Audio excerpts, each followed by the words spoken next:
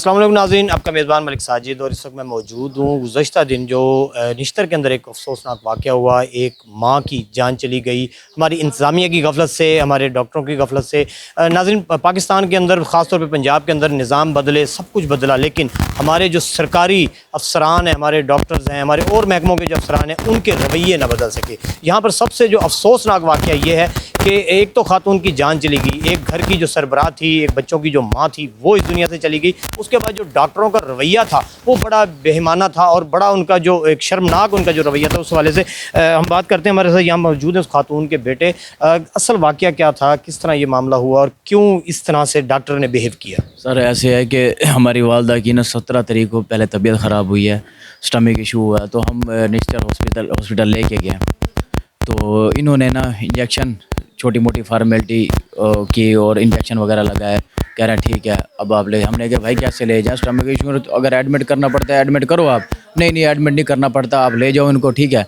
तो अब ये ठीक है, उनको पेन हालांकि नहीं रुक रहा था, तो वो गनूदगी वगैरह उनको आ रही थी, ठीक है बेहतर है ये वो। हम उसको लेके आ गए। फिर नेक्स्ट डे ऐसे हुआ कि फिर उनकी तबीयत ख़राब है, उनको वोमिटिंग आई, ब्लड की, खून की उल्टी है। तो हम निश्तर ले गए एमरजेंसी में। एमरजेंसी वालों ने कहा जल्द से जल्द आप ब्लड अरेंज करें, ठीक है। तो फिर अगला प्रोसीजर हम स्टार्ट करते हैं, ठीक है। हमने कहा चलो, हम लोगों ने जितनी जल्दी हो सका ब्लड अरेंज किया। ये लोग क्रॉस मैचिंग में तकरीबन 1.5 से 2 घंटा इन्होंने गुजार दिया क्रॉस मैचिंग में। 1.5 घंटा तकरीबन 2 घंटा वो गुजर गया, क्रॉस मैचिंग चलती रही इनकी।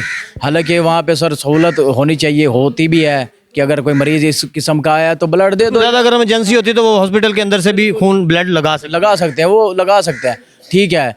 तो वो कोई बेहतरी आ सकती है। अब एक वोमिटिंग यहाँ की, एक वहाँ वोमिटिंग आई है, हमें अपनी पड़ेगी, भाग दौड़ शुरू हो गई। ये मशवरे देने शुरू हो गए हमें अपने टाउटों के ज़रिए, और खुद ऐसे करो प्राइवेट हॉस्पिटल चले जाओ, ठीक है। वो प्राइवेट हॉस्पिटल भी इनके अपने ही होते हैं। अब ये बुच विलास और इंडस इस हॉस्पिटल का नाम ले रहे हैं, लाख रुपए आपके लग जाएंगे, पैसा बहुत लग जाएगा, लेकिन इंटरनेशनल डॉक्टर, बड़े डॉक्टर हैं, ये बेहतर हो जाएंगे। अब इनका मकसद क्या है जी? हमें प्राइवेट हॉस्पिटलों में कोई ऐसा सुना है कि सरकारी इतना बड़ा एशिया का जो हॉस्पिटल कहा जाता है बड़ा हॉस्पिटल है, वहाँ कर रहा है प्राइवेट हॉस्पिटल, और ये डॉक्टर रेफर कर रहे हैं।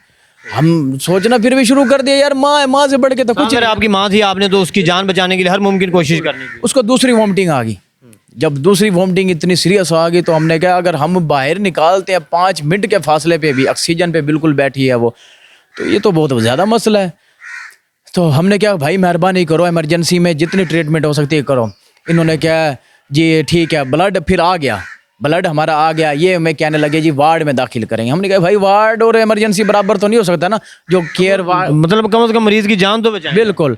तो ये कहने लगे जी वो वार्ड में दाखिल करें, ठीक है, वहाँ पे फिर ये ब्लड भी लगेगा। हमने कहा यार प्रोसेस होगा फिर जाके। हाँ जी, मैंने कहा कि 4 घंटे लगेंगे ब्लड को, तो ये बहुत लेट हो जाएगा। हमने कहा यार भाई शुरू तो करो यहाँ पे, तुम वो चलो देख लेंगे, वार्ड में भी दाखिल हो जाएगा। हमने कहा यार यहाँ इमरजेंसी में जो सहूलत है मेहरबानी करो। एडमन रजिस्ट्रार के पास, मैं एडमन साहब के पास गया, एडमन साहब मैंने कहा ऐसे ऐसे मसला, मेहरबानी करे सर, ठीक है, ये हमें कह रहे हैं वार्ड में ले जाएं, ठीक है। तो मरीज़ हमारा सीरियस कंडीशन में, एडमन साहब हमें तकरीरें लेक्चर देने लग गया, 20 से 25 मिनट हमारे ज़ाया कर दिया उसने कहा नहीं ये वार्ड में दाखिल होंगी, वहाँ ब्लड लगेगा, ठीक है, और ये अल्लाह खैर करेगा, कोई मसला नहीं है। ये मैदे की वोमिटिंग वगैरह एक रूटीन मसला होता है, आदत, कोई इशू नहीं है।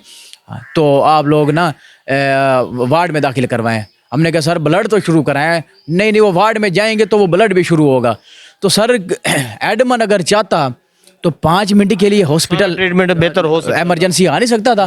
कितने कदम के फासले पे एडमन साहब बैठे थे, 5 मिनट पे आता, उनको कहता कि यार कम से कम ब्लड स्टार्ट करो इनका, ठीक है। इमरजेंसी होती इसी के लिए कि अगर मरीज की जान या अगर किसी शख्स की जान खतरे में है तो इमरजेंसी में उसको कवर किया जाए, ना कि उसको आगे अब ये सर कर सकते थे, एडमन के सिर्फ कहने से वो बेहतर प्रोसेस शुरू हो सकता था ना।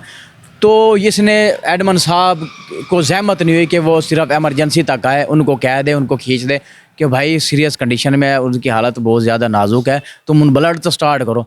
अब 2-3 घंटे के प्रोसेस में इन्होंने ब्लड नहीं सर लगाया। अच्छा जी, ब्लड वहाँ आप हमारी वीडियो फोटोज देख सकते हैं, ब्लड वो हमने लिया हुआ है, वो ब्लड तक नहीं लगा, वो पड़ा रहा है, ठीक है।